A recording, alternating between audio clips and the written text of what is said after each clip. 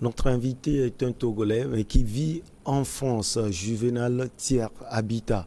Il est médecin, il est journaliste, écrivain et musicien. Nous l'avons invité afin qu'il puisse nous parler de son livre, mais également de la passerelle entre la littérature et la musique. C'est un plaisir pour nous de vous avoir sur ce plateau, Juvenal Thier Habitat. Vous allez bien? Très bien, tout le plaisir est pour moi. Allez, nous vous recevons finalement sous quel prisme, Juvenal? Vous me recevez tout entier. Je suis Juvenal avec toutes ses composantes. Alors, est-ce que vous pouvez nous parler brièvement de votre parcours et de votre actualité? D'accord. Alors, mon parcours, il est simple, c'est que je suis originellement, profondément et à jamais togolais. Je suis de père et de mère togolais. Mon père est de Niamtougou, ma mère est de Togoville et j'ai vécu au Togo jusqu'à l'âge de 28 ans. Mon éducation, mon instruction, tout s'est fait au Togo. J'ai eu mon doctorat en médecine au Togo. J'étais en 3e année de spécialisation en chirurgie quand l'occasion de partir en France s'est présentée. Voilà. Je n'ai pas coupé le pont avec le pays, mais je continue en France et ce que j'aimerais, c'est qu'il y a un cordon ombilical permanent entre les deux. Allez, on est aussi intéressé par votre parcours littéraire. Alors mon parcours littéraire, en vérité, a précédé mon parcours médical. C'est-à-dire que j'étais convaincu déjà d'être poète et écrivain avant même de rêver de devenir médecin et encore moins de devenir chirurgien. C'est-à-dire que depuis l'école primaire, j'ai été toujours très aspiré par tout ce qui était en rapport avec le verbe. Que ce soit le verbe de chez nous, que ce soit le verbe d'ailleurs. Enfin, la langue d'expression écrite, c'était le français et j'y étais beaucoup attaché. Donc j'écrivais beaucoup déjà. Mais je n'ai commencé à méditer vraiment qu'il y a une dizaine d'années, à raison d'un livre par an, et j'en suis à 10 actuellement. Alors, concentrons-nous sur l'actualité au Togo. Le roman que vous venez de faire sortir aux éditions Continent. Pouvez-vous nous parler un peu justement de ce roman? Alors, il y a 3 ou 4 ans, je pense, j'avais sorti en auto-édition un roman qui, dont le titre est « Mon nom est Horizon ». Voilà. Mon nom est Horizon. Mon nom est Horizon. Et là, je l'ai réédité avec les éditions Continent au Togo. Donc, parce que pour moi, il me fallait une re-immersion dans le local, dans le national, dans le bain amniotique de ma naissance. Voilà. Et c'est pour moi l'occasion d'y revenir. Ce roman est une autofiction. C'est-à-dire que je pars du vécu, mais je ne parle pas de moi. Je pars de vécu et j'essaie de pousser très loin l'imaginaire, de transcender cet imaginaire-là et de l'amener dans ce que j'aurais pu concevoir de plus idéal, en fait, dans cette relation. Donc j'ai décrit un peu le parcours d'un jeune garçon qui rêvait de France, qui est parti en France, pardon, et puis qui y revient à la fin pour refaire corps avec le souffle de ses ancêtres. Alors, de l'imaginaire à l'idéal, justement, quel résultat concrètement vous avez eu? Alors, la question est très bien posée parce que c'est le résultat que concrètement j'ai eu. Parce que quand je parle d'idéal, ce n'est que subjectif. Voilà. Je ne voudrais pas proposer un chemin idéal à tout un chacun. Je parle de ce que j'ai vécu dans mon esprit, dans ma chair, tout ça là, et surtout dans mon imaginaire. Tout ça là ne s'est pas vraiment passé, mais surtout dans mon imaginaire. La conclusion que j'en tire, c'est que quel que soit le point du globe où je me trouve, ma connexion avec la terre de mes aïeux est totale. Alors, on peut s'intéresser à la littérature, mais comment êtes-vous passé concrètement à l'écriture? L'écriture, comme je vous disais, ça m'avait toujours habité, mais je le faisais de façon personnelle et confidentielle. J'écrivais pour moi et je gardais mes textes pour moi. Vous savez, il paraît que tout poète porte en lui la trace ou la cicatrice d'une blessure.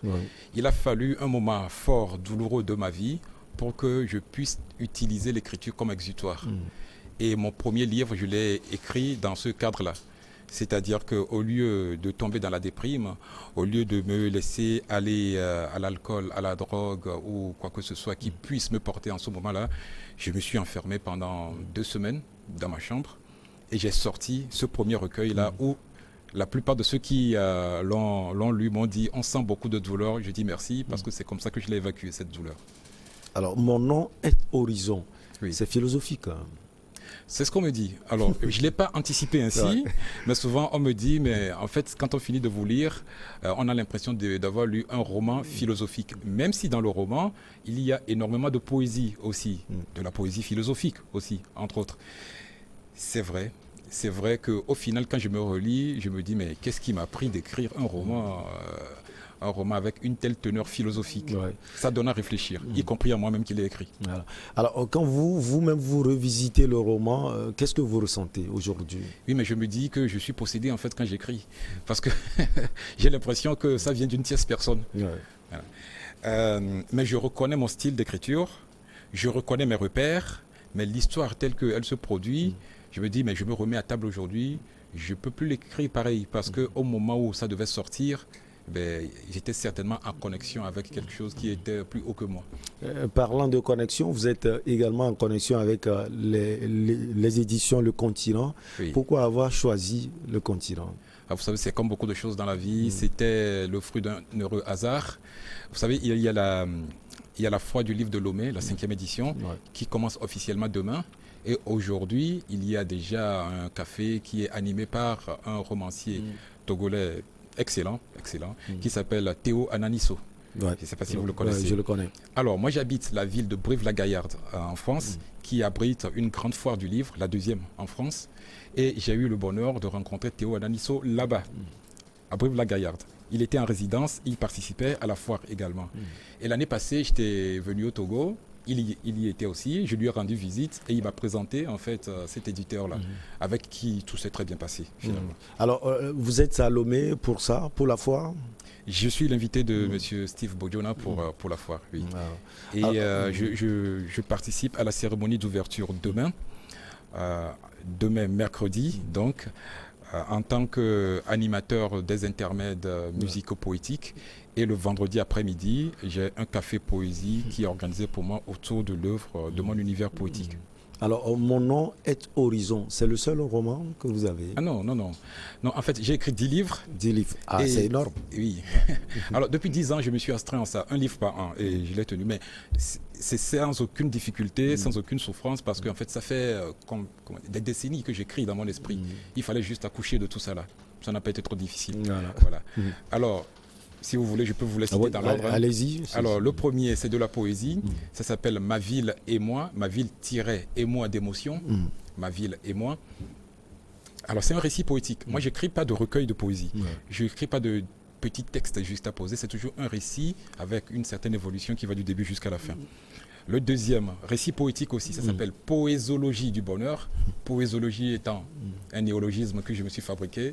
Ça, c'est le pouvoir démiurge du poète. Le troisième, c'est un essai. Ça s'appelle Des amours de France. DES-amour, S à la fin, de France, S à la fin de France. Je faisais 10 ans en France. Il était question du débat sur l'identité nationale et je voulais apporter mes réflexions sur le ressenti de quelqu'un qui vient d'ailleurs et qui fait corps avec cette société. Voilà. Après, un autre recueil poétique, Jeu de lumière, jeu de lumière, point d'exclamation à la fin. Ça, c'est le quatrième. Ensuite, un recueil de nouvelles, ça s'appelle Syndrome confusionnel. J'espère que j'en oublie pas. Ensuite, un autre récit poétique, ça s'appelle Nocturne désirable. C'est une ode à la femme, en général, qui est illustrée en dessin par un dessinateur togolais, Joël Adotei. Enfin, Mon nom est Horizon, la première édition. Et pour finir, j'ai entamé une trilogie sur une série que j'appelle Immigré. E-immigré, comme on dirait email, comme on dirait e-marketing. Okay. Voilà, dont j'ai sorti 2 tomes et dont le 3e est prévu pour l'année prochaine. Est-ce que les lecteurs se retrouvent véritablement dans ce que vous écrivez? Je corrobore cela, c'est purement philosophique quand on voit tous les titres. Oui. Bon, c'est ce que j'ai à proposer. Vous savez, il y en a qui ont une aventure littéraire et artistique pour plaire. Voilà. Donc, ils font du copier-coller. Ils tombent dans des a priori parce qu'ils veulent servir aux gens ce qu'ils attendent. Moi, je pense que si je n'ai pas quelque chose d'original à proposer, quelque chose de nouveau à apporter, en fait quelque chose avec lequel je suis en cohérence complète, ça ne vaut pas la peine. En fait, on m'a toujours dit que j'étais quelqu'un de très cérébral. C'est quelque chose que j'ai eu du mal à comprendre, mais je l'ai compris et admis en me relisant moi-même, en effet. Alors, quel est l'effet de vos écrits dans la société française? Ça interroge beaucoup. À tous ceux qui m'ont écrit, ils sont venus vers moi, revenus vers moi, et ce qui me revient souvent, c'est quoi? C'est que votre livre, je le lu d'un trait, mais il me faut le relire souvent. Voilà. Ah oui. Et en fait, les sujets que j'aborde en général, ça a trait au regard sur l'autre. Le regard qu'on porte sur l'autre par rapport à ce qu'on définit comme son identité propre. En fait, vous savez, quand on parle d'identité, on parle d'un principe de séparation. C'est qu'est-ce qui fait que je ne suis pas l'autre? Qu'est-ce qui fait que l'autre devient un opposé? Qu'est-ce qui fait que l'autre devient un ennemi? Vous voyez? Ouais. Et moi, ma conception, c'est que j'ai plusieurs identités en moi-même et je vais les assumer complètement. Voilà. Identité de chirurgien, identité de poète, identité de musicien, identité de journaliste, etc. J'ai rêvé d'être tout ça là et je veux le faire avant de partir un jour de cette terre. Et je suis ouvert à toutes les autres identités qui veulent venir enrichir la mienne aussi. Ouais. Donc cette grande question entre l'individualité et la collectivité, en tout respect, en toute collaboration et en toute synergie surtout, c'est ce qui me préoccupe le plus. Alors, quel est le pont entre ces différentes identités? Parce que vous les avez maintenant. Quel pont vous sentez entre les différentes identités? Chirurgien et journaliste, par exemple. Je dirais sans fausse modestie que le seul pont que je trouve s'appelle Juvénal. C'est que j'accepte d'assumer tout ça là. Ouais, c'est encore philosophique. J'aurais pu faire comme on m'a dit, rester chirurgien parce que ça fait très bien, ça fait très beau, ça fait puissant dans la société et considérer l'écriture, la poésie, la musique comme des activités de seconde zone. Voilà. Mais moi, je n'ai pas fait ce choix. Voilà. Je ne me sens pas plus chirurgien que poète, je ne me sens pas plus poète que chanteur, je suis tout ça là à la fois. Donc c'est parce que j'ai voulu consacrer l'ensemble de mes énergies à assurer la cohérence de toutes ces diversités que ça tient debout en fait. Alors vous vous intéressez aussi à la musique. Qu'est-ce qui vous manque dans la littérature, dans l'écriture, dans la chirurgie et que vous voulez développer dans la musique? D'accord. Alors je pense que je suis arrivé à la musique, non, c'est un fait, c'est très factuel ça. Je suis arrivé à la musique par la poésie. Parce que dans ma façon d'écrire ma poésie, je ne suis pas un assoiffé de rimes. Je ne cours pas après les rimes. Mais le plus important pour moi, c'est ce que j'appelle l'incandescence africaine. C'est la cadence, c'est le rythme, c'est le souffle africain. Voilà.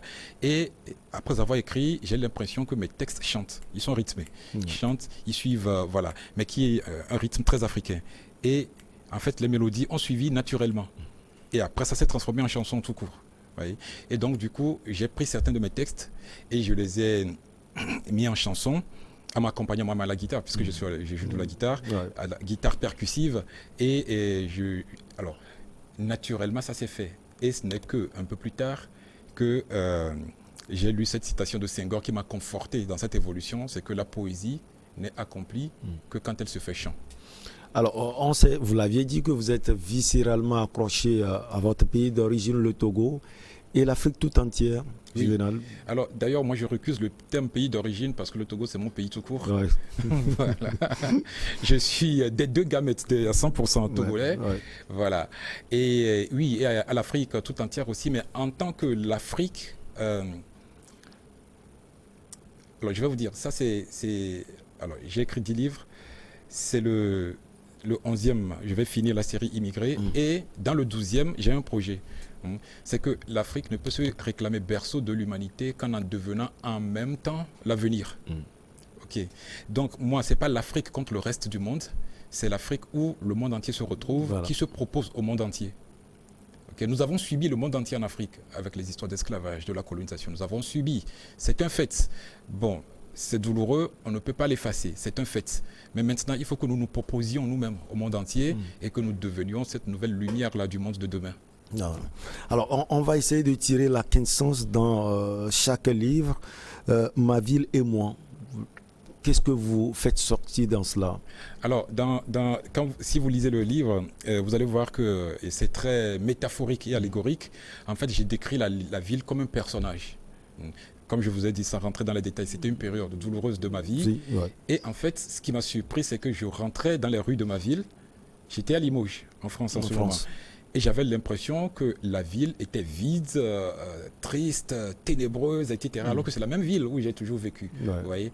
Et je me suis dit, bon, alors c'est comme si j'étais en face d'un personnage qui était le miroir de mon chagrin. D'ailleurs, le livre commence ainsi. Ma ville pleure son déclin dans le miroir de mon chagrin. Ses feuilles mortes, ses portes fortes, ses envies sans issue à l'insu de nos vues.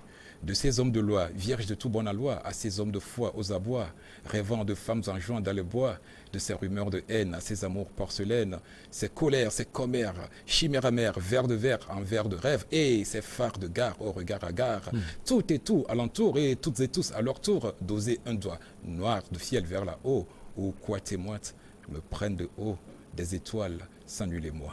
Je comprends pourquoi la musique, hein, parce que je pouvais danser quand vous essayez de parler. Tout là, je vous comprends. Et la poésologie. La poésologie La du bonheur. poésologie, voilà. Alors j'ai voulu faire en fait un alliage entre la posologie, thème médical, hein, Ouais. voilà, et la poésie. Voilà, comment distiller à bonne dose la posologie du bonheur dans ma vie. Voilà. Et je l'ai écrit en fait l'année où j'ai perdu ma grand-mère. Et spontanément, ce qui m'est venu à l'esprit, c'est que la personne qui m'a appris en fait la sagesse dans la vie, puisque moi je ramène ce bonheur-là à la sagesse, c'est ma grand-mère. Ouais. Donc j'ai tout construit autour de la figure de ma grand-mère dans ce livre. Vous avez parlé des amours de France. Hein, Oui, des amours. Alors c'est un jeu de mots aussi, pour qu'on l'entende de façon mixte. Des amours ou bien des amours de France. Vous voyez. Je faisais 10 ans en France, comme je vous l'ai dit. Et vous savez, quand vous allez quelque part, il y a beaucoup de choses qui vous semblent étranges dès le départ. Et vous semblez étranger à tout le monde aussi dès le départ. Et il fallait ce pas de l'un vers l'autre pour trouver un juste milieu de stabilité. Alors ce que moi je n'admettais pas, c'est que moi, qui suis libre de dire, hein, depuis que je suis le Togo, j'aime la France, ça choque certains, mais je ne sais pas pourquoi. C'est qu'arrivé en France, on me demande de donner des signes d'amour à la France alors que je suis arrivé en France par amour. Ouais. Et qu'on me dessine le portrait robot du français idéal auquel on devrait ressembler, alors que moi je suis venu en France pour proposer aussi un enrichissement de ce français, même qui est en construction, lui-même qui n'est pas encore établi dans le temps. Donc ce livre-là, qui est un essai, qui est basé sur un récit en autofiction également, je l'ai sous-titré « Réflexion solitaire d'un obscur français ordinaire ». Voilà, c'est ce que je pensais dans mon cœur et je l'ai retranscrit comme ça. Alors, vous parlez également de jeu de lumière. Jeu de lumière, j'avais 40 ans. Et pour moi, 40 ans, c'était un cap. C'était un cap parce que bon, je savais que j'avais perdu mon papa peu après ses 40 ans. Et j'étais admiratif de tout ce qu'il avait pu accomplir dans sa vie déjà. Et je me demandais toujours, est-ce qu'à 40 ans, je pouvais avoir envers moi la même fierté que j'ai eu envers mon père. Voilà, donc c'était un cap. Donc je l'ai écrit autour de la figure de mon père, celui-là. Et pour moi, y arriver, c'est après la sagesse et le bonheur, c'est atteindre la lumière et la sérénité. Voilà. La lumière, la sérénité, la vérité, c'est pour ça que je l'ai appelé jeu de lumière. Syndrome confusionnel. Alors c'est des nouvelles, c'est une série de 7 nouvelles qui sont reliées par une 8e nouvelle qui tisse le fil des 7 autres. En fait, on a l'impression, quand on écoute le titre, que ça va parler de médecine, mais pas du tout. En fait, j'ai remarqué dans l'exercice de mon métier que la maladie, surtout la maladie grave, est un moment de vérité pour les gens. Ils se posent des questions existentielles et d'ailleurs la seule question qui vaille, c'est quel est le sens de ma vie ici et si je sors de cette maladie, à quoi je peux être utile au monde. Voilà. Donc j'ai pris des situations diverses et variées en fait pour questionner en fait cet élément essentiel là, le sens de la vie. Alors ça ne parle pas, ça parle de gens qui sont dans une situation de maladie, mais qui se posent des questions essentielles sur leur vie. On termine par Nocturne désirable. Nocturne désirable. Bon, là, comme je vous l'ai dit, c'est juste une ode pour la femme. Ouais. Et j'aimerais bien, bien sûr, allez-y, si vous le présenter. montrer l'illustration de Joël Adotevi. C'est très beau. C'est très beau. Les dessins dans les pages, ouais. C'est très beau. Et si vous permettez, peut-être que je peux lire un petit passage comme ça. Femme, de toi, dans mes nuits, j'ai compté des rêves bien plus nombreux que les astres des cieux. Et je cherche pour les compter des mots plus fins et plus brûlants que le sable du désert. Je quête ce cri qui vient de dedans la terre pour faire monter sa sève jusqu'aux nervures. Mais malheureux, je n'ai pas assez de nuit à décrire. Mais malheureux, je n'ai pas assez de douleur pour écrire. Je signe du silence, je signe le silence et j'attends la nuit. Après, il y a Horizon. Oui, mon nom est Horizon. Bon, ça, on en a un peu parlé déjà. C'est vrai, on en a parlé. On peut les présenter aussi. Ah oui, alors je voudrais préciser que la couverture de Mon nom est Horizon, qui a séduit la plupart de mes lecteurs. Alors, à la dernière foire du livre de Brive-la-Gaillarde, donc de ma ville, où je réside actuellement, qui était le week-end passé. Alors, c'est la couverture qui les a séduits avant tout. Et cette couverture a été confectionnée par mon auditeur, M. Sébastien Vondoli. Voilà. D'accord. Alors, ce que j'ai fait, en fait, c'est que souvent, on me demande lequel de vos livres vous nous conseillez le plus. Voilà. Il y en a 10, j'en ai d'autres en devenir. Donc, j'ai fait quoi? J'ai pris mes 7 premiers livres et je les ai rassemblés dans un volume unique qui s'appelle Prémices. C'est mes premières pousses littéraires. C'est les 7 premiers livres. Et vous savez, après le 7e jour de la naissance de l'enfant, on le présente aux ancêtres. Bien sûr. Voilà. Donc ça c'est le dessin de Joël Adotevi qui nous explique tout ça là. Et vous voyez que ici, c'est une femme qui présente l'enfant, ce qui pour moi est doublement justice, parce que c'est quand même elle qui a porté l'enfant. Donc c'est elle qui doit apporter l'enfant à la connaissance des ancêtres. Et puis pour moi, j'ai l'impression, mais je suis convaincu aujourd'hui, que quand je suis possédé par l'écriture, je suis rempli par une énergie féminine. Voilà, une énergie de gestation qui demande un accouchement. Ah ouais, c'est impressionnant. Alors, je sais que vous avez un objectif aussi juvénal, c'est de pouvoir porter ces livres vers les Togolais. Sans doute, vous allez travailler cela durant votre parcours au Togo. Oui. C'est pour ça que le fait de travailler avec les éditions Continent, ça va m'être très utile. Et je trouve que je fais des rencontres extraordinaires quand même là. Monsieur Steve Boudjona, l'organisateur de la foire du livre, c'est quelqu'un de très passionné et très engagé actuellement. Je pense qu'en restant en relation avec eux et certainement d'autres encore, et je vous remercie vous aussi de me donner une voix aujourd'hui, je veux pouvoir rester en contact et comme ça et rester au service de mon pays. Mais le constat est là, avec l'évolution des réseaux sociaux et autres, on s'intéresse peu aujourd'hui aux livres. Je ne sais pas si vous l'avez remarqué aussi. C'est paradoxal. C'est-à-dire que dans l'histoire de l'humanité, on n'a jamais autant écrit et autant lu qu'à notre ère. Mais cette lecture et cette écriture se limitent au texto, au partage sur les réseaux sociaux, qui vont vraiment, des fois, à l'encontre de toute esthétique de la langue et de toute esthétique de la relation humaine, et qui éloignent en fait du livre. Il faudrait qu'on trouve le moyen de ramener les gens. Et je pense que, après réflexion, je me suis dit, le fait justement de tisser un pont entre la littérature et la musique, ça va ramener les gens vers quelque chose de plus émouvant pour eux. Voilà. Ben, vous avez sans doute des messages à apporter à la jeunesse togolaise, à la jeunesse africaine, parce que ce que vous faites est louable. Vous êtes écrivain, vous êtes journaliste, vous êtes médecin, vous faites presque tout. Quel message justement, Juvénal Habitat? Alors j'ai beaucoup de mal à me mettre dans la pôle de messager. Vous allez essayer. Je pense que je ne peux pas l'assumer. La seule chose que je peux dire, c'est que je veux complètement rendre témoignage de ce que le Togo m'a donné. Ce que je suis aujourd'hui, je suis fait par le Togo, je suis fait du Togo, je suis fait de l'Afrique. le souffle qu'il y a encore dans mes alvéoles, dans mon poumon, etc., c'est un souffle togolais, c'est un souffle africain. Mais ce n'est pas un souffle togolais et africain qui s'oppose aux autres, encore une fois, mais qui se propose aux autres. Je pense que si tout le monde, individuellement, prend ce chemin de ce témoignage-là et de cette mise à disposition de la collectivité, finalement, collectivement, on aura construit quelque chose. Nous sommes au terme de cet entretien avec vous. Vous avez sans doute des messages à envoyer, un dernier mot, comme on le dit souvent, des questions qui ne sont pas posées. D'accord. Dans l'immédiat, non, je voudrais juste dire merci. Merci à vous. C'est nous. Et puis dire Togo et puis peuple togolais, je suis là pour être toujours avec vous, parmi vous. Allez, merci beaucoup à vous. C'est-à-dire, nous avons reçu Juvénal Thier Habitat.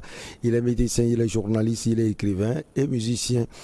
Allez, à très bientôt. À très bientôt. Je vous prends au mot. À très bientôt. À très bientôt. Allez, on marque la pause pour le journal et on reçoit nos invités pour Regard Croisé.